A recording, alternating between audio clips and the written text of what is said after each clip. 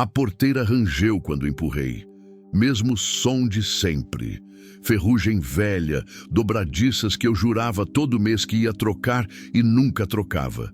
3 anos e meio desde que Helena morreu e tem coisa aqui na fazenda que ainda espera por mim. Tem conserto que não faço, tem canto da casa que evito olhar. O sol ainda estava baixo, mas já queimava. Goiás em outubro é assim, céu limpo, ar seco, calor que sobe do chão feito fantasma. Pisei na terra rachada perto do curral e a poeira subiu devagar, grudou na bota, no jeans sujo de ontem. Não lembro quando foi a última vez que lavei essa calça. Não lembro quando parei de me importar com essas coisas. Toqueiro, meu cavalo, bufou quando me viu chegar com a sela. Animal velho, pelo castanho cheio de cicatriz, mas ainda firme. A gente se entende sem precisar de muita conversa. Ele sabe quando eu tô bem, sabe quando eu não tô. Hoje ele apenas virou a cabeça, deixou eu ajustar a cilha e ficou quieto, como sempre. Subi na sela e saí em direção ao pasto do fundo. Precisava ver a cerca do lado oeste, onde os bois andam quebrando a aramada. Serviço simples, rotina de sempre. Martelo, arame, grampo, suor. O tipo de trabalho que não exige que eu pense em nada além do que estou fazendo. E é disso que eu preciso. Não pensar. O vento soprou fraco e trouxe cheiro de capim seco. Cigarra cantando alto, aquele zumbido constante que enche a cabeça da gente quando não tem mais nada para ouvir. Passei pela sombra das aroeiras, depois pelo bebedouro vazio que eu ainda não limpei. A água tá verde, parada, com mosquito em cima. Eu sei, só não tive ânimo para mexer nisso ainda. Quando Helena estava viva, ela não deixava nada ficar largado assim. Ela cobrava, reclamava, mandava eu arrumar as coisas. Dizia que fazenda abandonada vira mato.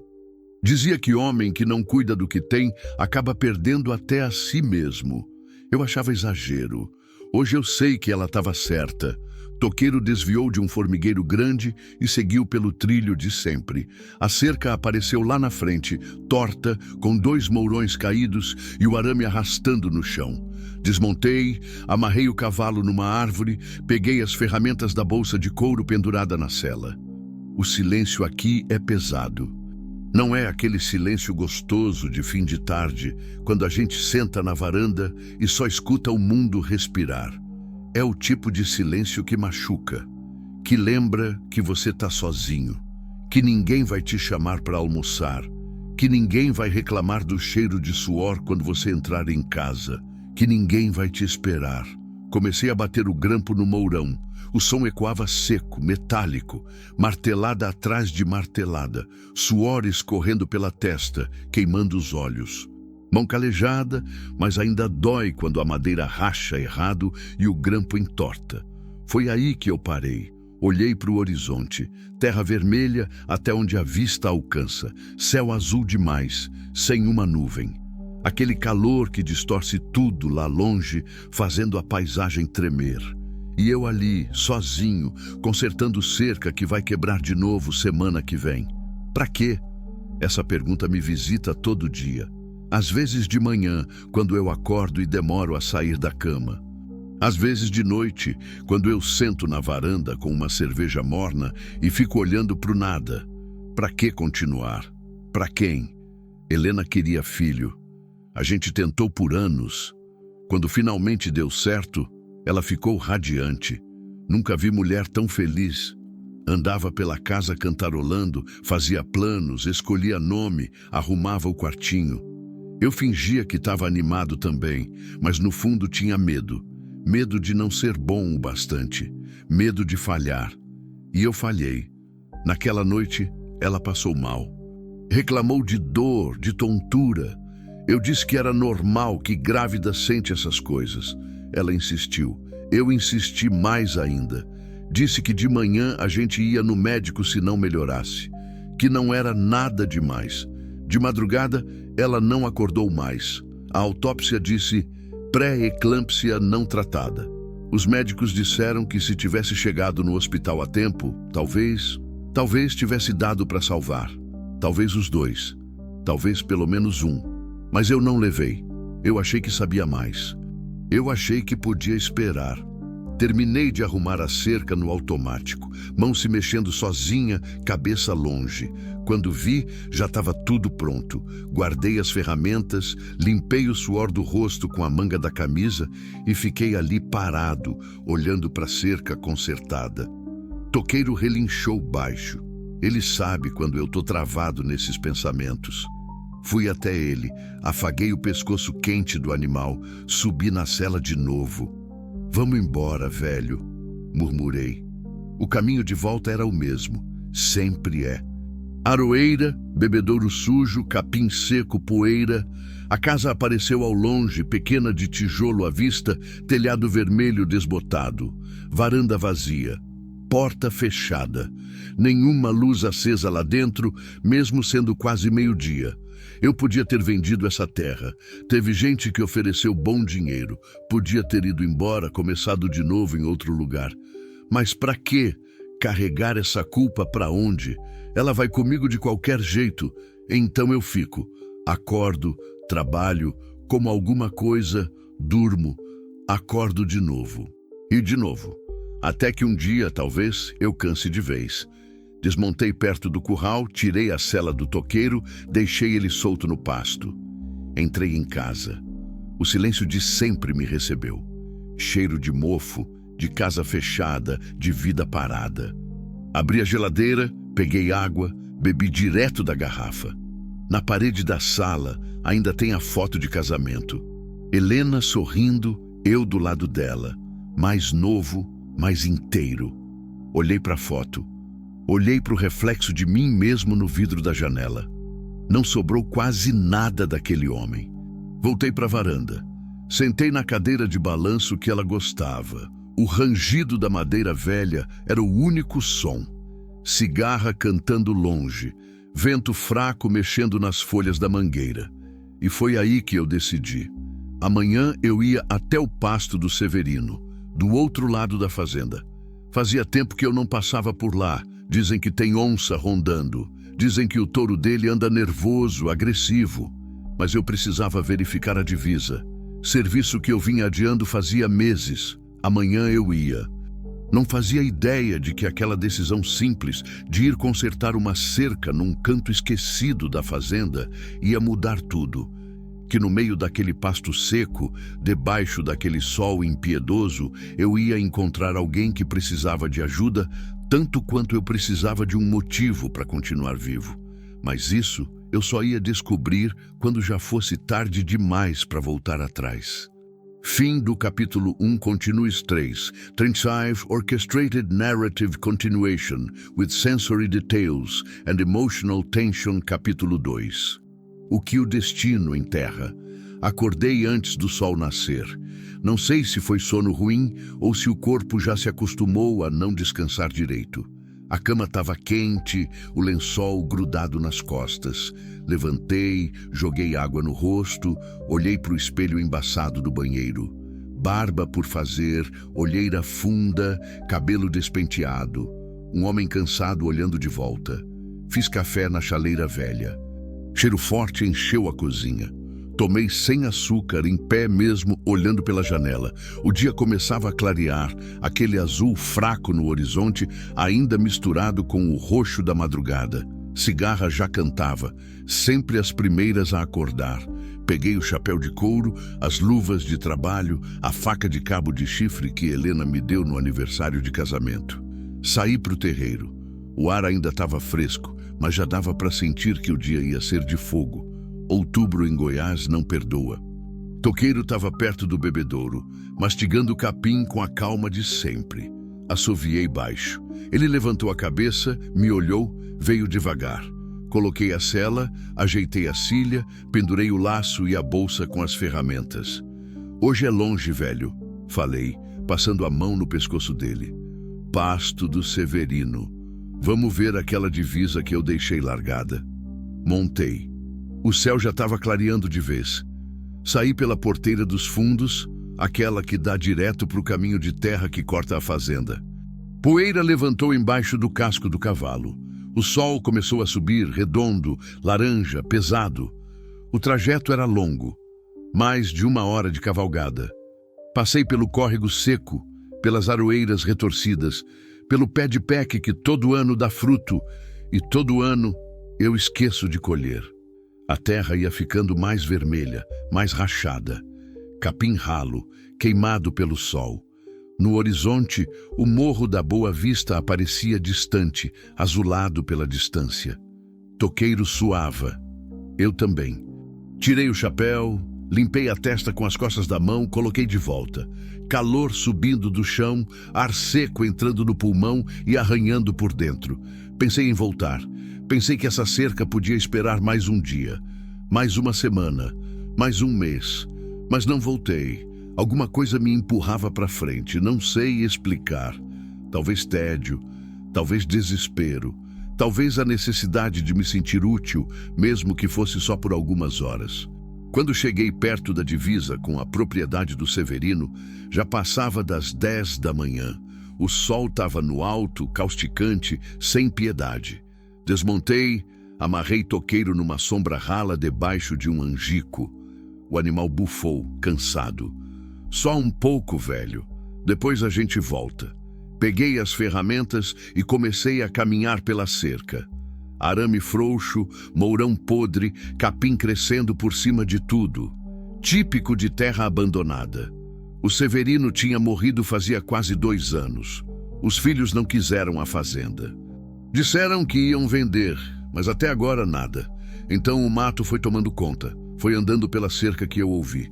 Um som fraco, abafado, como se alguém tivesse gemendo longe. Parei. Escutei. Cigarra, vento, capim seco estalando. Nada mais. Pensei que tinha imaginado. Já não era a primeira vez. Às vezes, no silêncio, a cabeça inventa coisa. Voz de Helena me chamando. Choro de criança que nunca chegou a nascer. A solidão faz isso com a gente. Voltei a andar, mas o som veio de novo. Dessa vez, mais claro, um gemido, ou choro, vindo do meio do pasto. Larguei as ferramentas no chão. O coração começou a bater mais rápido. Passei por baixo do arame. Entrei na propriedade vizinha. Capim até o joelho, terra irregular, sol batendo forte na nuca. "Tem alguém aí?" Gritei. Silêncio, depois fraco, quase sumindo no vento. "Aqui, por favor." Uma voz de mulher. Apressei o passo. O terreno descia um pouco. Formava uma baixada onde a água da chuva sempre acumulava. Só que agora, no seco, era só lama dura, rachada, com algumas poças de barro velho no meio. E foi aí que eu vi, no centro da baixada, quase engolida pela terra, uma jovem enterrada até o pescoço. Parei. Coração disparado, respiração presa. Ela tinha o rosto coberto de lama seca, cabelo grudado na testa, olhos vermelhos e inchados de tanto chorar. Os lábios rachados, tremendo. Só a cabeça de fora. O resto do corpo, invisível, sugado pela lama. Mas não era só isso. A uns 20 metros dela, bufando pesado, raspando o casco no chão, um touro enorme. Pelagem preta, chifre comprido, pescoço grosso, cheio de músculo. O animal olhava para a moça, balançava a cabeça, soltava ar quente pelas narinas. Meu sangue gelou. Aquele era o touro do Severino, nego carrasco, como o velho chamava, animal bravo que já tinha matado cachorro, derrubado cavalo, furado cerca de arame farpado só para sair andando. Um bicho perigoso, agressivo, e ele estava fixado nela. A moça me viu. Os olhos dela se arregalaram. "Me ajuda." A voz saiu fraca, desesperada. "Pelo amor de Deus." O touro bufou mais alto, virou a cabeça na minha direção. Me encarou. Raspou o casco de novo, jogando terra para trás. Minha mente travou. Eu podia virar e sair correndo, voltar para o toqueiro, ir embora, chamar alguém, ligar para a polícia, fazer qualquer coisa menos ficar ali. Mas aí, como um soco no estômago, veio a lembrança. Helena pedindo para ir no hospital, eu dizendo que podia esperar. Ela insistindo, eu teimando, a mão dela na barriga, a dor no rosto, minha arrogância, minha estupidez. "De manhã a gente vai, amor, agora descansa." E ela descansou. Para sempre. Olhei para a moça, olhei para o touro, olhei para as minhas mãos vazias. Não tinha arma, não tinha cerca para me proteger, não tinha nada além do laço que deixei pendurado na sela do toqueiro, longe demais para buscar agora. O touro deu 2 passos na direção dela. A moça começou a chorar mais alto. Não, não, por favor. E foi nesse momento que alguma coisa dentro de mim quebrou. Não ia ser de novo. Não ia deixar alguém morrer enquanto eu ficava parado, pensando, calculando, com medo. Não dessa vez. Dei um passo à frente, depois outro. O touro me viu, parou, me encarou, bufou forte, jogando baba no chão. Abri os braços, gritei, um grito rouco, desesperado, saído lá de dentro. Vem cá, desgraçado, vem! O animal hesitou, balançou a cabeça, raspou o casco com mais força. Eu continuei gritando, batendo palma. Avançando. O touro virou para mim, inteiro, fixou em mim e investiu. 1000 quilos de músculo e fúria correndo na minha direção, terra tremendo, chifre apontado, olho vermelho, fixo, assassino. Eu não corri. Esperei até o último segundo, até sentir o bafo quente do bicho, até ver a morte chegando. Então pulei para o lado. O touro passou raspando, virou, bufou, procurou de novo. Eu já estava correndo, não em direção ao toqueiro, não para longe, mas em direção a ela. Fim do capítulo 2. Continue 3 Straightway Orchestrated Intense Rescue Scene with Mountain Peril. Capítulo 3. Quando a lama aperta e o tempo acaba. Meus pés afundaram na lama quando cheguei perto dela. A terra estava grudenta, pesada, puxando a bota para baixo. Cada passo custava o dobro de esforço. O suor já escorria pelo rosto, queimando os olhos, salgado na boca. Me tira daqui. Ela chorava, voz fina, quebrada. Ele vai me matar. Ajoelhei ao lado dela. A lama sugou meu joelho, fria e úmida apesar do calor. Comecei a cavar com as mãos ao redor do pescoço dela, tentando abrir espaço, afrouxar a terra, mas a lama era dura, seca por cima, grudenta por baixo. Minhas unhas arranhavam, quebravam, as mãos escorregavam. Olhei para trás. O touro tinha parado a uns 15 metros, balançava a cabeça, bufava. Raspava o chão com o casco, levantando poeira vermelha. Aquele som grave, ameaçador, vindo do peito do animal. Ele estava confuso.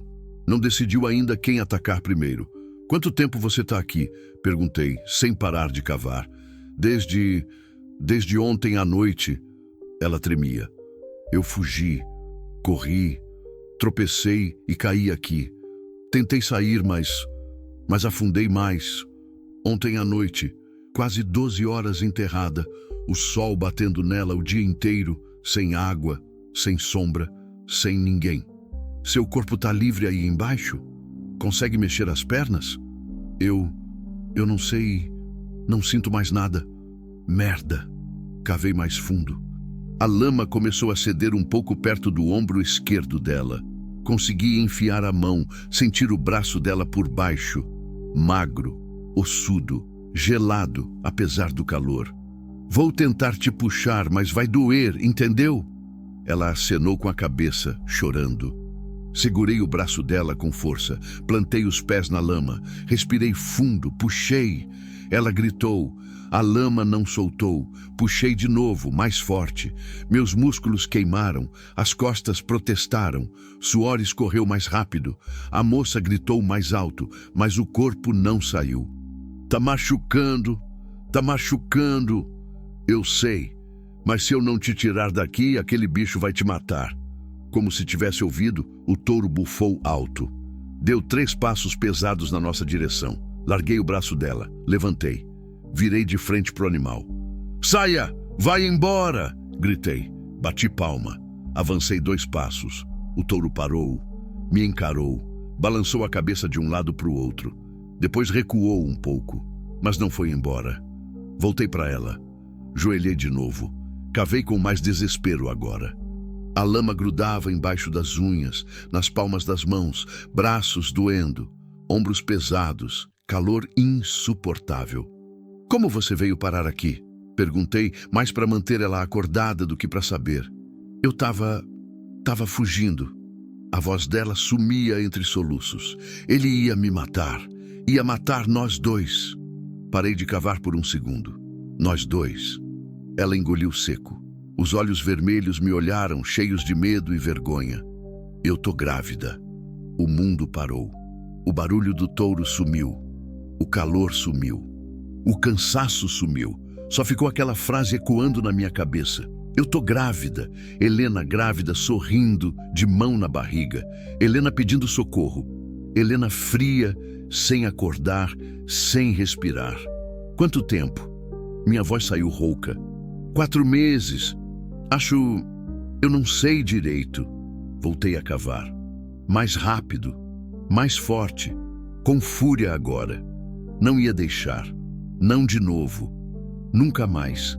Consegui soltar o ombro direito dela. Depois o esquerdo. A lama começou a ceder. Enfiei as 2 mãos embaixo das axilas dela, segurei firme. Na contagem de 3, eu puxo. Você tenta empurrar com as pernas. Qualquer coisa. Tenta. Eu não consigo. Tenta! Ela assentiu chorando. 1, 2, 3. Puxei com tudo. Ela gritou. A lama fez um barulho de sucção, viscoso, horrível. O corpo dela saiu alguns centímetros, mas travou de novo. Não para! Gritei. De novo! 3! Puxei. Ela empurrou. Gritamos juntos, mais alguns centímetros. A lama ainda segurava as pernas dela. O touro bufou. Mais perto agora. Não dava mais tempo. Olhei em volta. Precisava de algo. Qualquer coisa. Meu cinto. Tirei rápido. Passador de couro grosso, fivela de metal pesado. Passei por baixo dos braços dela. Fiz um laço improvisado. Segura no cinto, com força. Ela obedeceu. As mãos magras, tremendo, mas segurando. Passei a outra ponta do cinto por cima do meu ombro. Plantei os pés. Inclinei o corpo para frente e puxei. Puxei como se minha vida dependesse disso, como se a vida dela dependesse, como se tudo que eu não consegui fazer por Helena, eu pudesse fazer agora.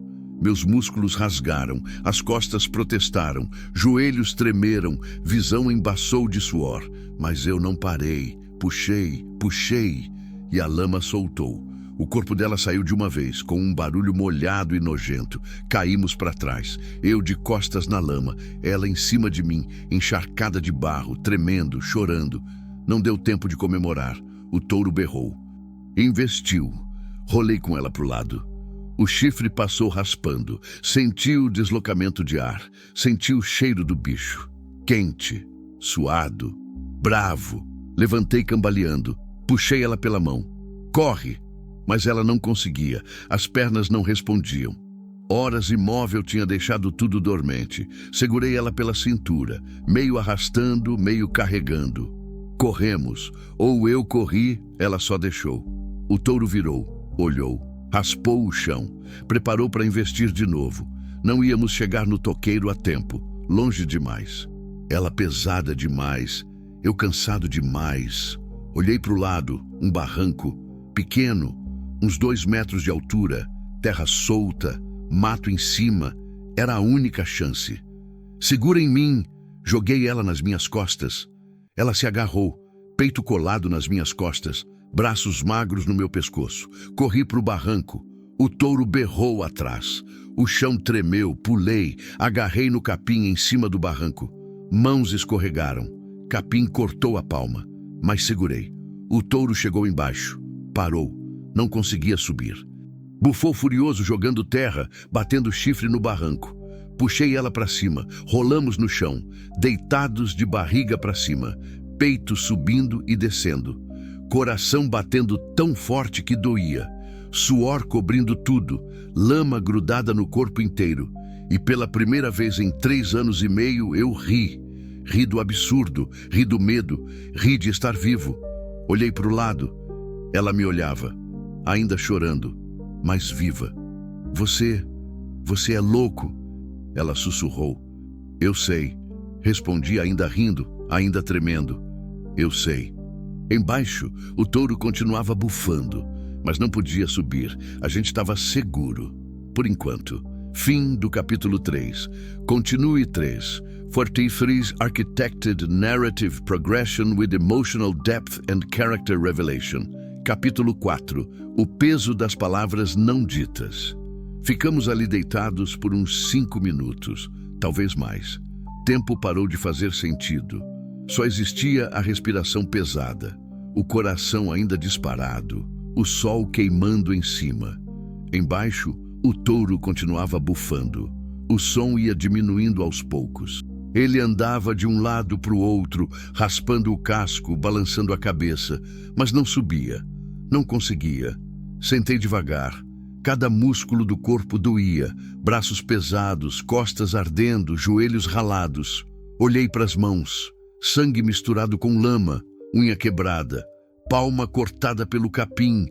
A moça continuava deitada, de lado agora, encolhida, tremendo, o corpo todo coberto de barro seco rachando na pele, cabelo grudado no rosto, roupa rasgada, suja, molhada de lama.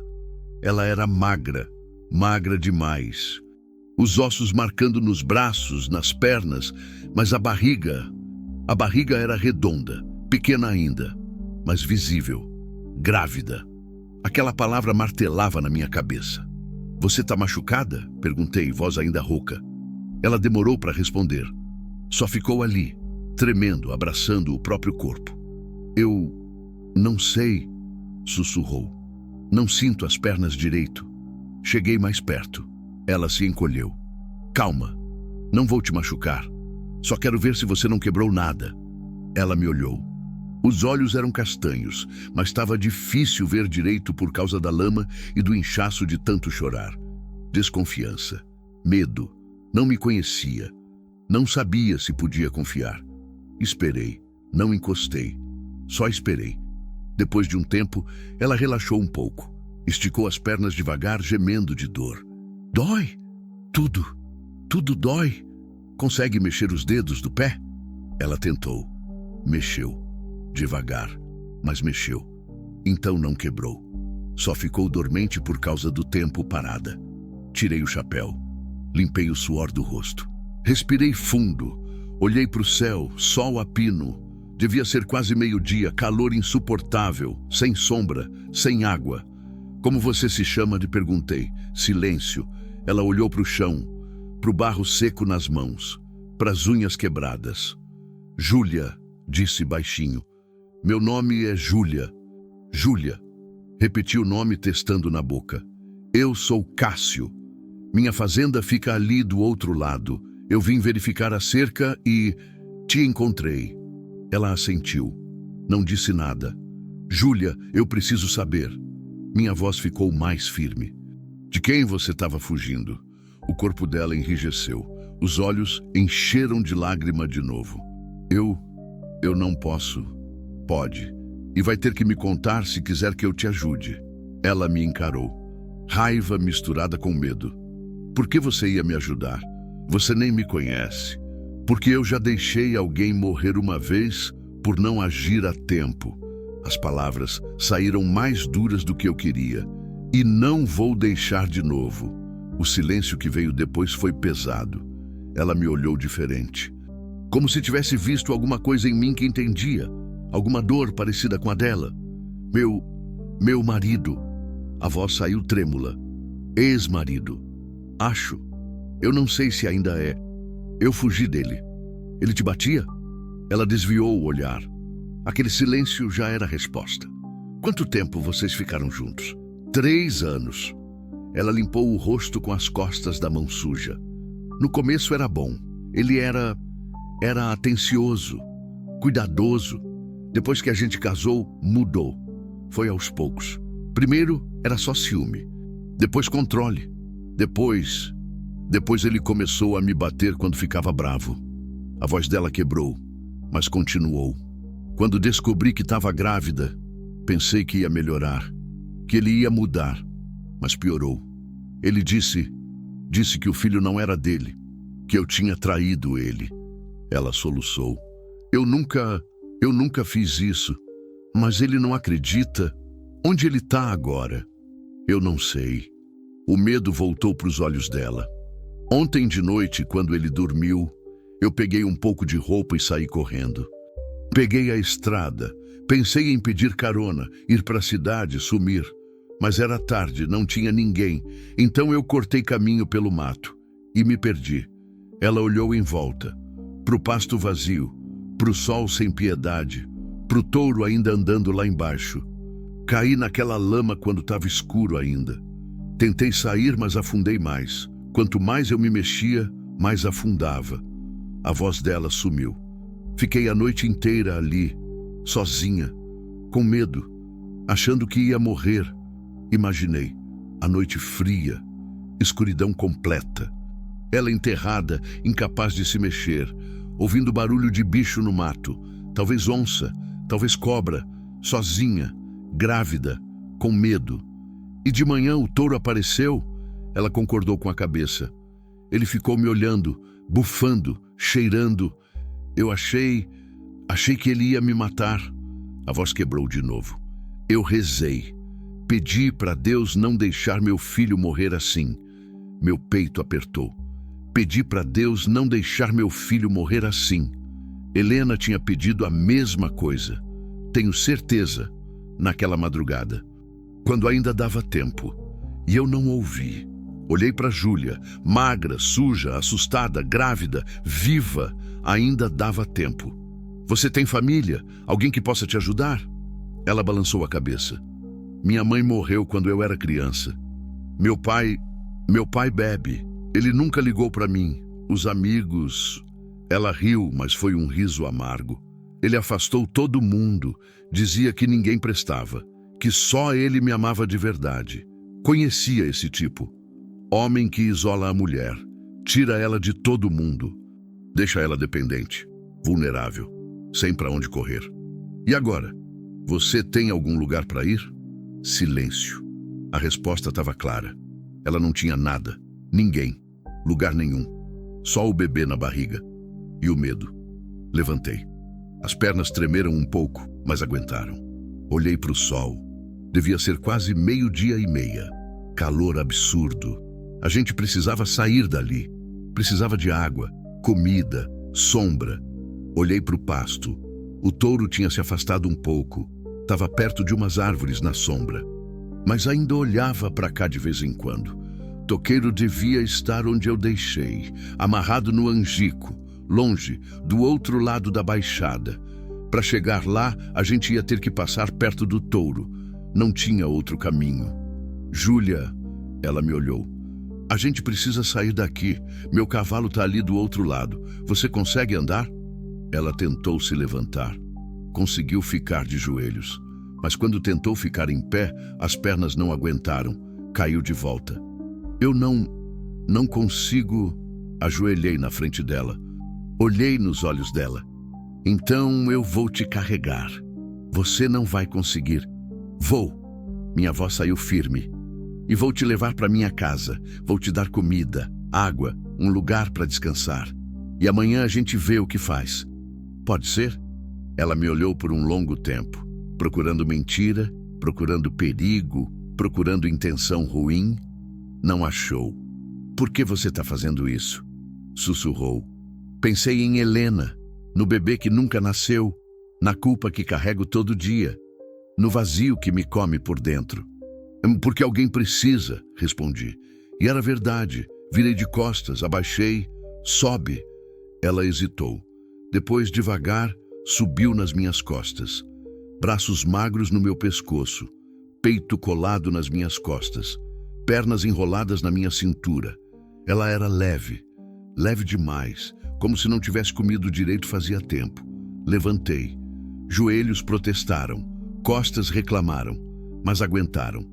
Olhei para o pasto, para o touro na sombra, para o caminho até Toqueiro. Segura firme, avisei. Tô segurando. Desci do barranco pelo lado. Terra solta escorregou embaixo das botas. Segurei no mato, pé por pé, até chegar embaixo. O touro levantou a cabeça. Nos viu. Bufou. Meu coração disparou de novo. Se ele vier, não grita, não se mexe, entendeu? Entendi. Ela sussurrou no meu ouvido tremendo. Comecei a andar, devagar, sem tirar o olho do bicho, passo por passo. A lama grudava na bota, o sol queimava a nuca, suor escorria. Júlia pesava mais a cada metro. O touro nos observava, parado, quieto, mas tenso. Passamos a uns 30 metros dele, 25, 20. Ele raspou o casco, balançou a cabeça, mas não investiu. 15 metros, 10, quase lá. E foi quando eu pisei errado. O pé afundou num buraco escondido pela grama. Torci o tornozelo, desequilibrei. Caí de joelhos, Júlia gritou e o touro investiu. Fim do capítulo 4. Continue Z3. 4-5 Orchestrated Climactic Bull Attack Scene with Emotional Character Development. Capítulo 5. O Preço da Compaixão. Joguei Júlia pro lado, rolei pro outro. O chifre passou entre nós. Senti o vento, senti o cheiro de couro e raiva do animal. Senti a morte roçando. O touro virou, pesado, furioso. Levantei cambaleando, tornozelo gritando de dor. Júlia no chão, encolhida, de mãos na barriga, olhos arregalados. O bicho nos separou. Ela de um lado, eu do outro. Ele olhou para mim, depois para ela, decidindo. Aqui! Gritei, batendo no peito. Vem pra cima de mim! O touro bufou, raspou o chão, me escolheu, investiu de novo. Esperei, coração explodindo. Pernas tremendo, tornozelo latejando. No último segundo pulei pro lado. Ele passou, virou, mais rápido dessa vez. Não ia ter muita chance mais. Olhei em volta, procurando qualquer coisa.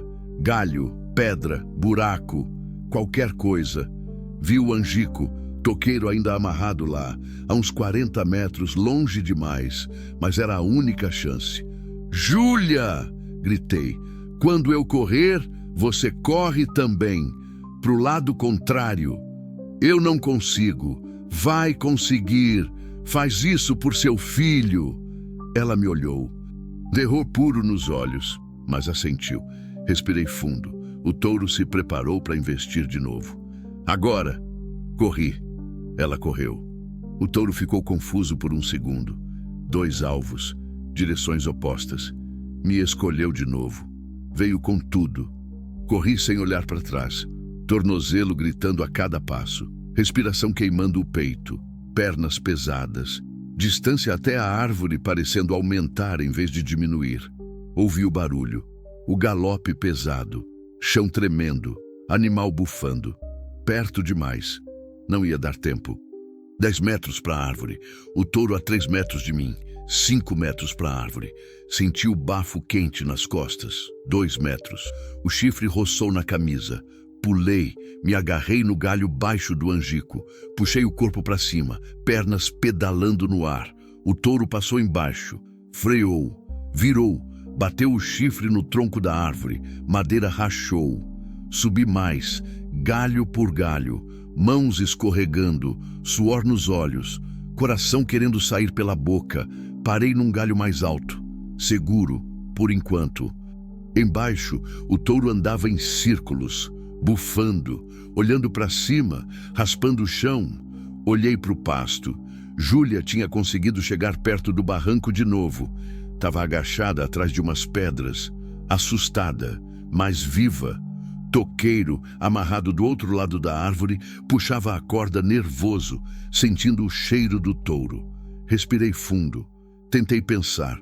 Não dava para descer. O bicho ia me pegar. Não dava para ficar ali para sempre. O sol ia cozinhar a gente. E Júlia precisava de ajuda. Água. Comida. Logo. Olhei para o laço pendurado na sela de toqueiro. Logo ali, a poucos metros. Se eu conseguisse pegar... Mas para isso, tinha que descer. E o touro estava esperando. Pensei rápido. Quebrei um galho seco da árvore, pequeno, mas pesado. Mirei no touro. Joguei. Acertou no pescoço dele. O animal pulou, virou, bufou bravo. Olhou para o lado de onde veio o galho. Quebrei outro. Joguei para o lado oposto. O touro correu para lá, confuso. Era minha chance. Desci rápido. Pulei os últimos 2 metros. Tornozelo quase cedeu quando aterrissei. Segurei na sela de toqueiro. Puxei o laço. O touro me viu, virou, bufou. Não tinha tempo de subir de novo. Abri o laço, girei no ar, igual meu pai me ensinou quando eu tinha 10 anos. Braço firme, olho fixo no alvo. O touro investiu, joguei o laço, acertou o chifre. Puxei, a corda retesou. Passei rápido em volta do tronco do ângico. 2 voltas, 3, amarrei. O touro freou de uma vez, puxou. A corda gemeu, mas aguentou. O animal berrou, puxou mais. Bateu o casco. Sacudiu a cabeça tentando se soltar, mas estava preso. Soltei o ar que estava segurando. Pernas tremeram. Quase caí. Segurei na sela de toqueiro para não desabar. Júlia! Ela levantou a cabeça de trás das pedras. Vem! Agora! Ela se levantou, cambaleou. Quase caiu.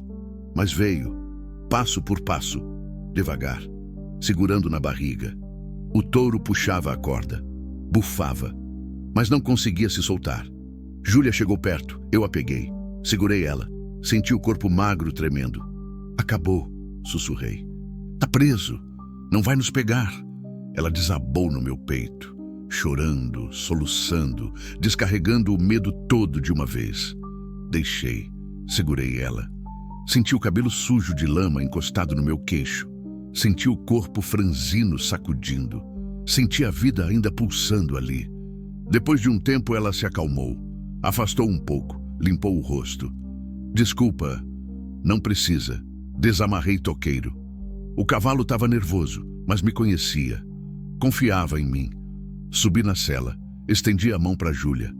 Vem, senta na frente. Ela olhou para o cavalo, medo nos olhos. Eu nunca montei. Não precisa montar, só precisa ficar quieta e segurar. Ela pegou minha mão. Puxei ela para cima. Sentou na frente entre meus braços de lado, encostada no meu peito. Peguei as rédeas. Toquei toqueiro de leve com o calcanhar. O cavalo começou a andar. O touro berrou atrás da gente, puxando a corda, mas ficando cada vez mais longe. A gente estava indo embora, vivos. O caminho de volta foi longo. Toqueiro andava devagar. Sentia o peso dobrado. Júlia não falou nada, só ficou ali, encolhida, tremendo de vez em quando. O sol começou a descer. O calor diminuiu um pouco. Sombra das árvores ficou mais comprida. Passamos pela divisa, pela cerca que eu tinha ido consertar e nem encostei, pelas aroeiras, pelo bebedouro sujo. A casa apareceu ao longe, pequena, simples, sozinha no meio do nada. Mas naquele momento, pareceu o lugar mais bonito do mundo. Parei toqueiro perto da varanda. Desci, joelhos quase não aguentaram. Estendi os braços para Júlia. Ela desceu. Ficou em pé, mas apoiada em mim. Consegue andar? Acho que sim. Subimos os 3 degraus da varanda. Abri a porta. Cheiro de casa fechada. Mofo. Solidão. Júlia entrou. Olhou em volta. Sala simples. Sofá velho. Mesa de madeira. Foto de casamento na parede. Ela parou na frente da foto. Olhou para Helena, depois para mim. Não disse nada. Não precisava. Banheiro é ali. Indiquei o corredor. Tem toalha limpa no armário. Toma um banho. Eu vou ver se acho roupa que sirva em você. Ela assentiu. Foi devagar. Entrou no banheiro, fechou a porta. Ouvi a água ligando. Ouvi ela chorando baixinho embaixo do chuveiro. Fiquei ali parado no meio da sala. Lama seca grudada em mim. Suor, sangue, cansaço. Olhei para a foto de casamento. Helena sorrindo, linda, viva. Não sei o que eu tô fazendo, sussurrei para a foto. Mas eu não podia deixar ela morrer. A foto não respondeu. Nunca responde. Mas dessa vez, pareceu que Helena estava sorrindo diferente, como se aprovasse, como se entendesse. Fui até o quarto, abri o armário. Roupas de Helena ainda estavam ali. Nunca consegui doar, nunca consegui jogar fora.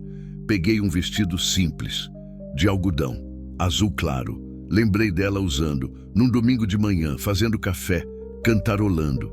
Deixei o vestido em cima da cama. A água do chuveiro parou. Depois de uns minutos, Júlia saiu, enrolada numa toalha, cabelo molhado, pele limpa. Ainda magra, ainda assustada, mas sem a lama, sem o desespero. Deixei um vestido ali para você. Falei sem olhar direito. Era da minha esposa. Obrigada, ela sussurrou. Saí do quarto, fechei a porta, fui para a cozinha, abri a geladeira. Não tinha muita coisa, nunca tinha, mas tinha ovo, tinha arroz de ontem, tinha uma bolacha, água e sal. Botei água para ferver, fiz café, fritei 2 ovos, esquentei o arroz. Júlia saiu do quarto, vestido azul claro nela, grande demais, folgado, mas limpo. Ela tinha amarrado o cabelo molhado num coque torto. Parecia outra pessoa, parecia viva. Senta, indiquei a mesa. Não é grande coisa, mas é o que tem. Ela sentou, olhou para o prato, para o ovo, para o arroz, para o café e começou a chorar de novo. Ei, cheguei perto. Não chora, tá tudo bem. Faz 3 dias que eu não como direito, ela soluçou. Ele trancava a comida. Dizia que eu estava engordando demais, que estava feia. A raiva subiu. Raiva desse homem que eu nem conhecia, que batia nela, que controlava, que tirava até a comida. Aqui você come, falei, firme, o quanto quiser, quando quiser. Ela me olhou, os olhos cheios de lágrima, mas também de algo mais, gratidão, alívio, esperança. Comeu devagar, cada garfada com cuidado, como se tivesse medo que a comida sumisse. Eu sentei do outro lado da mesa, tomei café, olhei para ela, e pela primeira vez em 3 anos e meio, a casa não pareceu tão vazia. Fim do capítulo 5. Continue 0347 Plotted Narrative Progression with Emotional Depth and Character Development. Capítulo 6. Quando a noite traz verdades. A noite caiu rápido, do jeito que cai no interior. O sol desceu vermelho atrás do morro, tingiu o céu de laranja, depois roxo, depois preto. As cigarras calaram, os grilos começaram, o vento esfriou. Júlia tinha comido tudo, o prato limpo, a xícara de café vazia. Ela ficou sentada, quieta, olhando para as próprias mãos. As unhas ainda estavam quebradas, sujas de terra grudada que nem o banho tirou completamente. Levantei, recolhi os pratos. Lavei na pia. A água fria ardia nas mãos cortadas. Deixei. A dor lembrava que eu ainda estava vivo, que tinha feito alguma coisa certa hoje. Você precisa descansar, falei, sem virar. O quarto ali é seu, cama limpa. Pode trancar a porta se quiser. Silêncio atrás de mim. Depois, a voz dela, baixinha. E você? Eu durmo no sofá. Sequei as mãos num pano de prato velho. Não é a primeira vez. Não era mentira.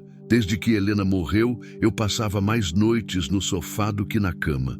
Não conseguia deitar naquele quarto. Não conseguia fechar os olhos no mesmo lugar onde ela dormiu, onde ela sonhou, onde ela morreu. Virei para Júlia. Ela me olhava com aquela expressão que eu já tinha visto antes. Medo misturado com gratidão.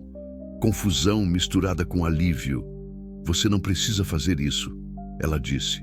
Fazer o quê? Me ajudar, me deixar ficar. Você não me conhece. Não sabe se eu estou falando a verdade. Não sabe se você é perigosa. Dei um riso cansado. Júlia, você tem 1,60 m, deve pesar uns 40 e poucos quilos molhada, tá grávida de 4 meses e passou a noite inteira enterrada numa lama esperando para morrer. Acho que eu corro mais risco com o toqueiro do que com você. Ela não riu, mas quase. Vi um leve tremor no canto da boca. Amanhã, continuei, a gente vê o que fazer. Talvez ligar para a polícia.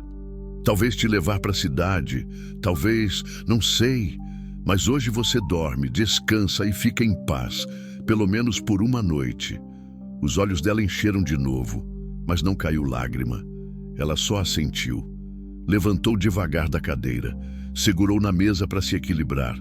O corpo ainda doía, dava para ver. Cada movimento custava esforço. Boa noite, sussurrou. Boa noite, Júlia. Ela foi para o quarto, fechou a porta.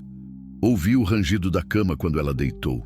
Fiquei ali na cozinha, sozinho, olhando para a mesa vazia, para a xícara que ela tinha usado, para o prato que tinha comida há poucos minutos. Fazia 3 anos e meio que ninguém comia nessa mesa além de mim. Fazia 3 anos e meio que essa casa não tinha outra respiração além da minha. E de repente, aquilo me assustou, porque parecia certo, parecia normal, como se ela sempre tivesse estado ali. Balancei a cabeça, espantei o pensamento. Peguei um copo, enchi de água, bebi tudo de uma vez. Saí para a varanda. A noite estava fria. Céu cheio de estrela. Não tinha lua, só escuridão e pontos de luz. Sentei na cadeira de balanço. O rangido da madeira ecoou no silêncio. Lá longe, toqueiro bufou baixinho. Devia estar deitado no pasto, satisfeito, cansado também. Pensei no dia, no touro, na lama, no peso de Júlia nas minhas costas, no medo, no desespero, na adrenalina. Pensei em Helena. Será que ela teria aprovado? Será que ela entenderia? Ou será que ela ficaria com ciúme, brava, traída? Não, Helena não era assim. Ela era boa, generosa. Se tivesse viva, seria ela quem teria insistido em ajudar. Seria ela quem teria dado banho, comida, roupa. Seria ela quem teria abraçado Júlia e dito que estava tudo bem. Eu que era o duro, o fechado, o que não sabia lidar com gente. Mas hoje eu tinha lidado, tinha salvado alguém. E aquilo mexeu comigo de um jeito que eu não esperava. O rangido da porta me tirou dos pensamentos. Júlia saiu do quarto, ainda de vestido azul, pés descalços, cabelo solto agora, caindo nos ombros. Não consegue dormir? Perguntei. Ela balançou a cabeça, veio até a varanda. Ficou parada perto da porta, abraçando o próprio corpo. Pode sentar, indiquei a outra cadeira. Ela sentou, devagar. Olhou para o céu, para o escuro, para as estrelas. Eu esqueci como era, ela sussurrou. Ficar em silêncio sem ter medo. Entendi o que ela quis dizer. Silêncio para ela era espera. Espera para violência, para bronca, para mão pesada. Silêncio era o momento antes da tempestade. Aqui é diferente, falei. Aqui o silêncio é só silêncio. Ela me olhou. Mesmo no escuro dava para ver os olhos brilhando. Como ela morreu? Perguntou de repente. A pergunta me pegou desprevenido. Ninguém perguntava isso. As pessoas evitavam, mudavam de assunto, fingiam que não sabiam. Mas Júlia perguntou direto. Pré-eclâmpsia. Respondi, voz saindo rouca. Ela estava grávida de 7 meses. Começou a passar mal à noite. Reclamou de dor de cabeça, tontura. Eu achei que era coisa de grávida. Disse que de manhã a gente ia no médico. Mas de manhã ela não acordou mais. Silêncio. Os médicos disseram que se tivesse chegado a tempo, talvez desse para salvar. Talvez os 2. Talvez pelo menos um. Respirei fundo. Mas eu não levei. Eu decidi esperar e eles morreram por causa disso. Você não sabia, Júlia disse baixinho. Deveria saber. Ela estava me pedindo e eu não ouvi. Ele também não ouvia. A voz dela ficou mais fraca. Quando eu pedia para parar de me bater. Quando eu pedia para me deixar ir embora. Quando eu pedia só um pouco de respeito, ele não ouvia. Dizia que eu era exagerada, que eu era fraca, que eu inventava coisa. Olhei para ela, a dor no rosto, a mágoa, a raiva contida. Quanto tempo faz que ele bate em você? 2 anos, desde o primeiro ano de casado. E você nunca denunciou? Ela riu, mas foi um riso sem alegria. Denunciar para quem? Pro delegado que é amigo dele? Pro padre que casou a gente e disse que esposa tem que ser submissa? Pra minha família que nem existe? Ela limpou uma lágrima que desceu. Eu tentei sair, 3 vezes, mas ele sempre me achava, sempre me trazia de volta e sempre piorava. E dessa vez eu esperei ele dormir de verdade, bêbado, roncando, Peguei só uma muda de roupa, nem dinheiro, nem documento. Só saí e corri. A voz dela quebrou. Pensei que se eu sumisse no mato ele não ia me achar, mas me perdi e acabei naquela lama. A gente ficou em silêncio, ouvindo os grilos, o vento mexendo nas folhas, a madeira da casa estalando. Ele vai procurar você, falei. Não era pergunta, era certeza. Júlia assentiu. O medo voltou para os olhos dela. Ele não desiste. Nunca desiste. Quando ele descobrir que você sumiu, já deve ter descoberto, já deve estar procurando. Ele sabe dessa região? Não. A gente morava para lá de Porangatu. Ele não conhece aqui, Porangatu, do outro lado do estado. Longe, mas não longe o bastante se o cara fosse determinado. Você tem celular? Ela balançou a cabeça.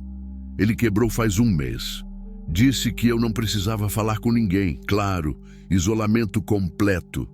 Júlia, olhei para ela. Amanhã de manhã eu te levo na delegacia da cidade. Você faz um boletim, pede medida protetiva. Registra tudo, entendeu? Não vai adiantar? Vai. Porque se ele aparecer aqui, pelo menos está registrado e eu posso agir. Ela me olhou confusa. Agir como? Do jeito que precisa ser. Minha voz saiu mais dura do que pretendia. Ninguém vai encostar a mão em você de novo enquanto você estiver nessa casa. Os olhos dela se arregalaram, não de medo, de surpresa. Por que você está fazendo isso? Perguntou de novo. Por que se importa? Pensei em Helena, no bebê, na culpa, na solidão, no vazio. Pensei no touro, na lama, no desespero dela, no medo. Pensei em ter alguém para proteger de novo, alguém para ajudar, alguém que precisava de mim. Porque eu cansei de viver só para morrer devagar, respondi. E porque você merece alguém que se importe. Lágrimas desceram no rosto dela, mas dessa vez não eram só de tristeza, eram de alívio, de gratidão, de algo parecido com esperança. Ela levantou, veio até mim e me abraçou. Foi um abraço rápido, desajeitado, mas sincero. Obrigada, ela sussurrou no meu ouvido. Obrigada por não me deixar morrer. Afastou antes que eu pudesse responder. Voltou para o quarto, fechou a porta. Fiquei ali, sozinho na varanda, sentindo ainda o calor daquele abraço, o cheiro de sabonete barato no cabelo dela, o peso daquelas palavras. Obrigada por não me deixar morrer. Olhei para o céu, para as estrelas, para a imensidão escura. Helena, sussurrei. Eu não sei o que eu estou fazendo, mas acho que é a coisa certa. Acho que você entenderia. O vento soprou, frio, suave. E por 1 segundo pareceu uma resposta. Fim do capítulo 6 continua. For Turn Paz, Architected Narrative Progression with Escalating Tension and Character Development. Capítulo 7. O peso das escolhas que não tem volta. Acordei com o sol batendo no rosto, pescoço duro de dormir torto no sofá, as costas reclamando, joelho estalando quando me levantei. O corpo todo era uma reclamação só. Olhei para o relógio na parede. 7:30. Tinha dormido mais do que nos últimos 3 anos juntos. Levantei devagar, pés descalços no chão frio. Fui até a cozinha, coloquei água para ferver. O cheiro de café começou a encher a casa. Olhei para o corredor. A porta do quarto ainda estava fechada. Silêncio lá dentro. Deixei ela dormir. Saí para a varanda. O dia estava nascendo bonito. Céu limpo, ar fresco, pássaros cantando. Toqueiro pastava tranquilo perto do curral. Tudo normal, tudo em paz. Mas eu sabia que não era. Hoje eu ia ter que levar Júlia para a cidade, expor ela, colocar ela de frente com tudo que ela estava fugindo, fazer ela reviver, fazer ela contar. E eu não sabia se ela estava pronta, não sabia se eu estava pronto. A porta do quarto abriu.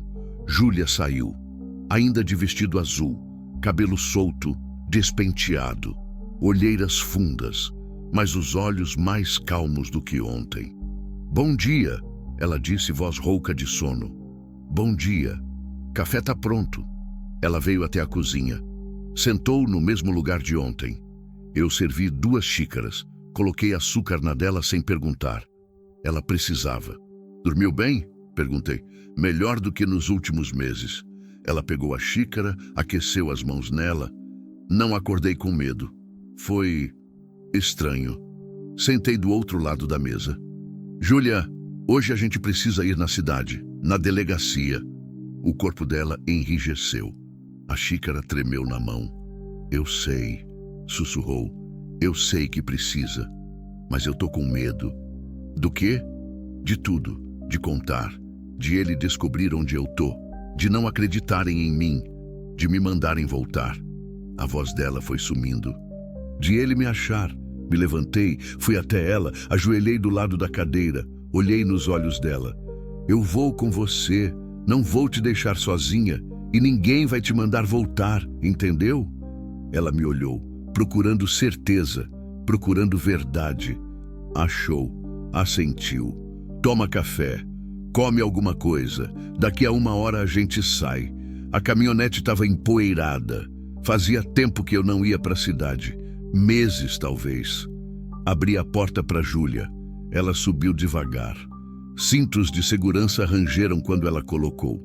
Entrei do outro lado, virei a chave. Motor tossiu, resmungou, pegou, dei ré, saí do terreiro, peguei a estrada de terra. Júlia olhava pela janela, quieta, mãos entrelaçadas no colo. De vez em quando, a mão ia até a barriga. Um toque leve, instintivo, protetor. Quantos meses você disse que tá? Perguntei, mais para quebrar o silêncio. 4. Acho. Eu não fui no médico ainda. Como assim não foi? Ela não respondeu. Só continuou olhando pela janela. Entendi. Ele não deixou. Hoje a gente resolve isso também, falei. Depois da delegacia, a gente passa num posto de saúde. Faz um exame. Vê como o bebê tá. Eu não tenho dinheiro. Não precisa. Eu pago. Você não pode ficar pagando tudo para mim. Posso. E vou. Ela me olhou. Abriu a boca para protestar. Fechou. Desistiu. A estrada de terra deu lugar ao asfalto. Velho, esburacado, mas asfalto. Comecei a ver placas, nomes de fazendas, posto de gasolina abandonado, cerca de pasto, gado espalhado. A cidade apareceu ao longe, pequena, uns 10.000 habitantes no máximo, igreja no centro, casas simples, comércio parado, movimento fraco de gente na rua. Estacionei em frente à delegacia. Prédio velho, pintura descascada, janela com grade. 2 viaturas velhas paradas na frente. Desliguei o motor, olhei para Júlia. Ela estava pálida, tremendo. Você consegue, falei. Eu tô aqui. Ela respirou fundo. Assentiu. Abriu a porta. Descemos. Subimos os degraus. Empurrei a porta de vidro. Dentro cheiro de mofo e café velho. Ventilador de teto girando devagar. Mesa de madeira velha. Um policial sentado mexendo no celular. Outro conversando com uma mulher que reclamava de vizinho. O policial da mesa olhou pra gente. Cara nova. Uniforme amassado. Bom dia, posso ajudar? Bom dia. A moça aqui precisa fazer um boletim. Ele olhou para Júlia, depois para mim. Voltou para ela. Que tipo de boletim? Júlia abriu a boca. Nada saiu. Violência doméstica, falei por ela. O policial suspirou, como se fosse mais um problema, mais um papel para preencher. Sentem ali. Vou chamar o delegado. A gente sentou num banco de madeira duro. Júlia olhava para o chão, mãos tremendo. Peguei a mão dela. Segurei. Ela apertou de volta. Respira, sussurrei. Só conta a verdade. Só isso. Demorou uns 10 minutos. Um homem saiu de uma sala nos fundos. 50 e poucos anos, barriga grande, bigode grisalho. Cara de quem já viu de tudo e se cansou de tudo. Bom dia. Eu sou o delegado Romão. Quem precisa fazer o registro? Eu, Júlia disse, voz quase sumindo. Vem comigo. Ela se levantou, me olhou. Quer que eu vá com você? Perguntei. Ela hesitou. Depois assentiu. Entramos na sala, pequena, mesa cheia de papel, arquivo velho, foto do governador torta na parede, cheiro de cigarro. O delegado sentou, pegou uma caneta, abriu um caderno. Nome completo: Júlia Santos Ferreira. Idade: 23. Tão nova e já tão machucada. Endereço. Ela hesitou. Eu não tenho mais... Onde você morava? Porangatu, Rua das Acácias, 247. O delegado anotou. Olhou para ela. Natureza da ocorrência. Júlia respirou fundo e começou a contar. Contou do casamento, de como foi bom no começo, de como mudou, do primeiro tapa, da primeira ameaça, dos gritos, das humilhações, do controle, do isolamento, da comida escondida, do celular quebrado, das 3 tentativas de fuga, das 3 vezes que ele a trouxe de volta, das surras que vinham depois.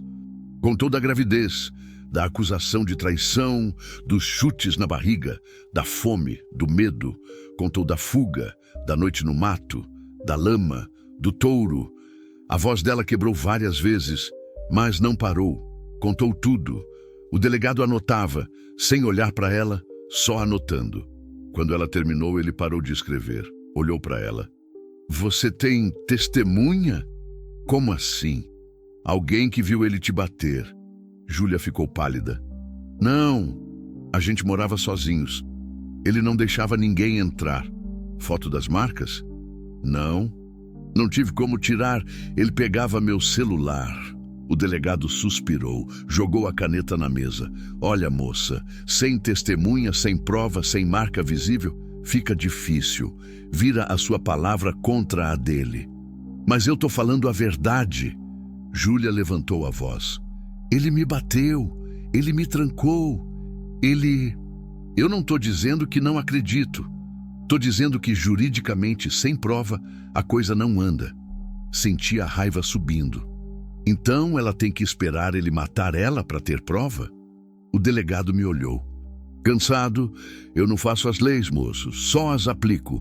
E a medida protetiva? Insisti. Posso pedir, mas sem prova concreta, dificilmente o juiz concede. Então está dizendo que não vai fazer nada?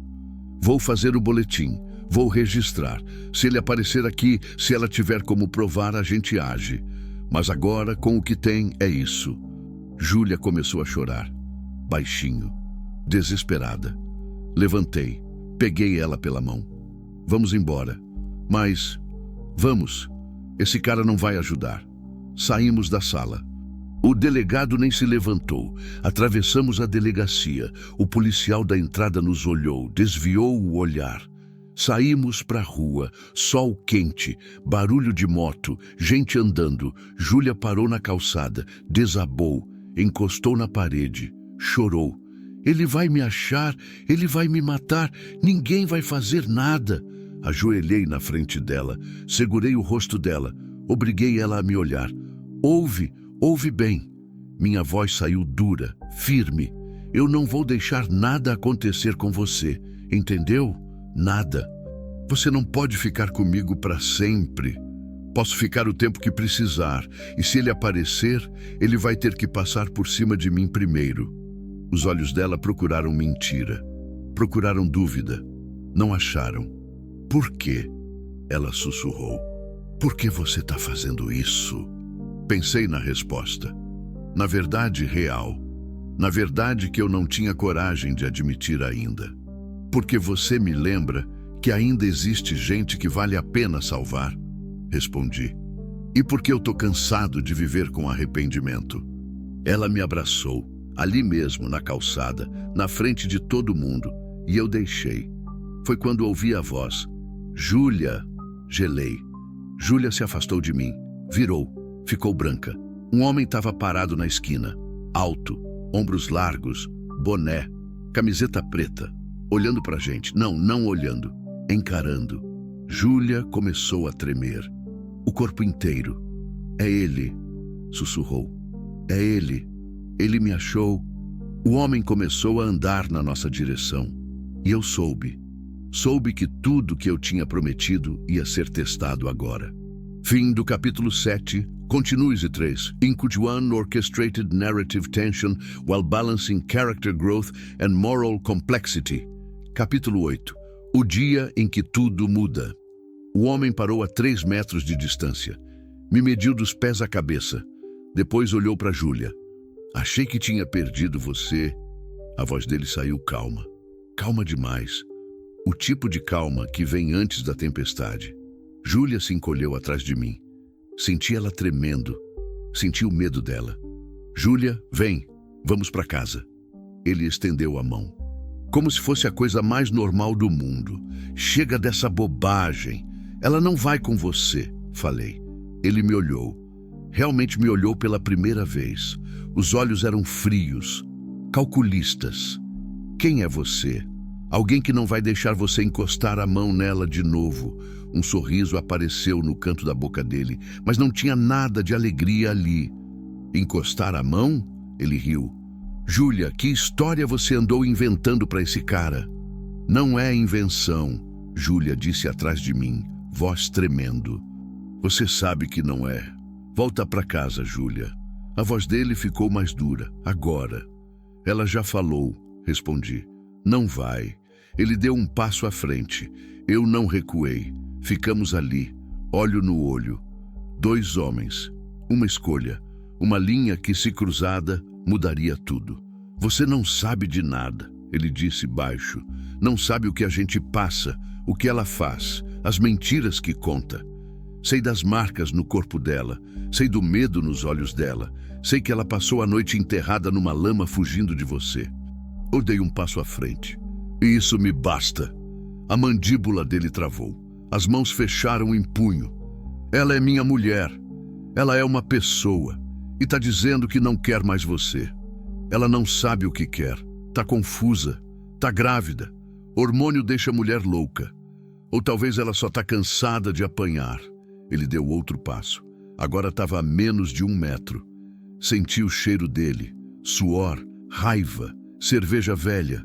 Sai da frente, ele rosnou. Não. Júlia segurou minha camisa por trás. Apertou forte. Cássio. Vamos embora. Por favor. Mas eu não podia. Não podia dar as costas. Não podia sair andando. Porque se eu fizesse isso, ele ia atrás. Ia pegar ela. Ia levar. E tudo que eu tinha prometido seria mentira. Última chance, o homem disse. Sai. Dá. Frente. Não. Ele olhou em volta. Rua vazia. Ninguém prestando atenção. Delegacia a 50 metros, mas porta fechada.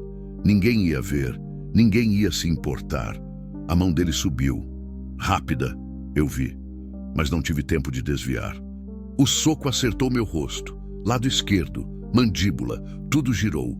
Gosto de sangue na boca. Joelhos bambos. Mas não caí. Júlia gritou. O homem preparou outro golpe. Dessa vez eu bloqueei. Agarrei o braço dele, puxei, desequilibrei. A gente caiu no chão. Rolamos. Cotoveladas, socos, terra, poeira. Ele era mais novo, mais forte, mais acostumado com briga. Mas eu tinha mais a perder. Me virei por cima, segurei os pulsos dele contra o chão. Para! Gritei no rosto dele. Para com isso, ele cuspiu em mim. Ela vai voltar comigo, hoje, ou amanhã, ou depois. Mas vai, porque ela não tem para onde ir, não tem ninguém, só tem eu. Tá errado, rosnei. Ela tem eu agora. Nos olhos dele, vi surpresa, depois raiva, raiva pura. Ele deu uma joelhada no meu estômago. Ar saiu de uma vez. Soltei. Ele rolou, ficou por cima, mão no meu pescoço, apertando. Você não é nada, ele rosnou. Só mais um idiota querendo brincar de herói. Visão começou a escurecer. Pulmão queimando, mãos agarrando o braço dele, tentando afrouxar. Então ouvi o grito. Solta ele! Era Júlia, gritando, puxando o cara pelas costas. Ele soltou minha garganta, virou, empurrou ela. Júlia caiu, bateu as costas no chão, gemeu de dor, mãos na barriga, e algo dentro de mim quebrou. Não era raiva, era fúria. Levantei, puxei ele pelo ombro, girei, socei. 1 vez, 2, 3. Ele cambaleou para trás, sangue no nariz. Você não encosta nela, gritei. Nunca mais, ouviu? Nunca mais. Ia para cima de novo. Mas alguém me segurou. Um policial. 2 saídos da delegacia, segurando os 2. Calma, todo mundo calma. O delegado Romão apareceu, olhou a cena. Júlia no chão. Eu e o cara sangrando. Gente começando a se juntar. O que está acontecendo aqui? Esse cara atacou minha mulher. O homem gritou. Tá sequestrando ela. Mentira. Júlia se levantou, tremendo. Ele que me perseguiu, ele que me bateu. Eu acabei de fazer boletim lá dentro. O delegado olhou para ela. Depois para o homem.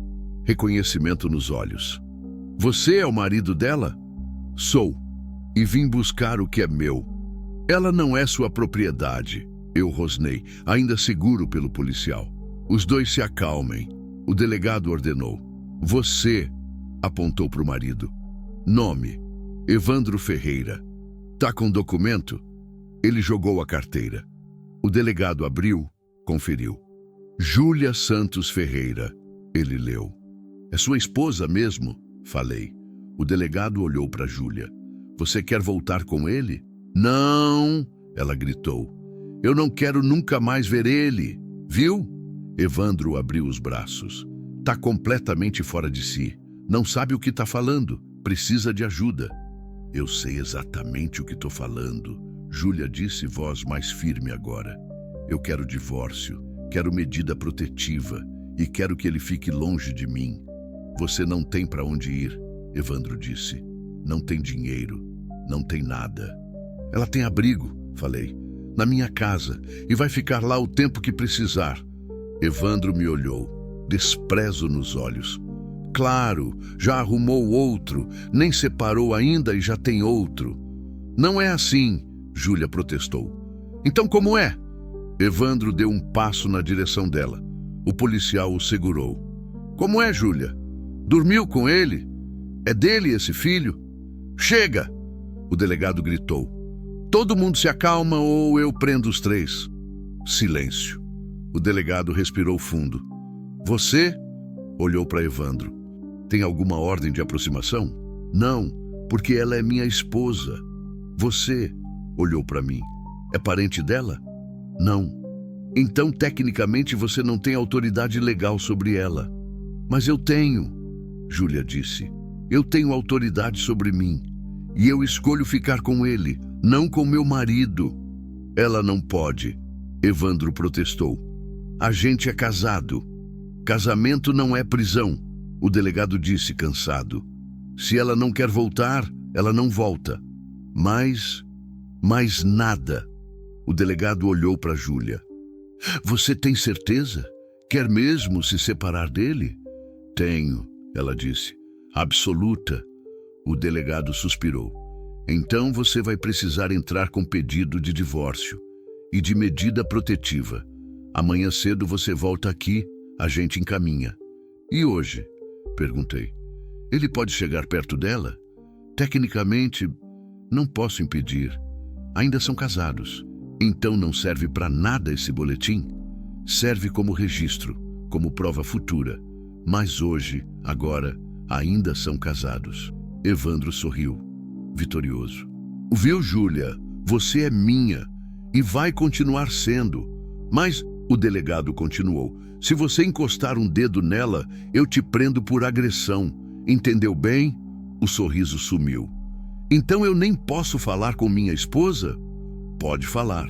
De longe, sem encostar, sem ameaçar. O delegado olhou para mim. E você também.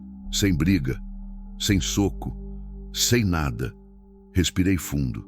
Limpei o sangue do lábio. Entendido. O delegado acenou para os policiais. Eles nos soltaram. Evandro ajeitou a roupa. Limpou o sangue do nariz, me olhou. Isso não acabou, disse baixo. Para mim já acabou, respondi. Você perdeu. Aceita. Eu nunca perco. Virou. Começou a andar. Parou. Olhou para Júlia. Eu te amo, disse. Você sabe que eu te amo. Sempre amei. Júlia tremeu. mas não respondeu. Evandro ficou esperando que ela cedesse, que voltasse, que corresse para ele. Ela não correu, ficou parada, ao meu lado. Depois de um longo silêncio, Evandro cuspiu no chão. Vai se arrepender, disse. Os dois. E foi embora. A gente ficou ali, eu, Júlia, o delegado, os policiais. Gente na rua olhando. Vão para casa, o delegado disse. Amanhã vocês voltam. E você, olhou para mim. Toma cuidado. Esse tipo de homem não esquece. Eu sei. E você, olhou para Júlia. Tem certeza do que está fazendo? Tenho, ela disse. Mais certeza do que tive de qualquer coisa na vida. O delegado assentiu. Voltou para a delegacia. Os policiais dispersaram. A multidão foi embora. Ficamos só eu e Júlia. Na calçada, sob o sol quente, respirando pesado. Vamos, falei. Vamos para casa. Ela concordou. Entramos na caminhonete. Liguei o motor. Saí devagar.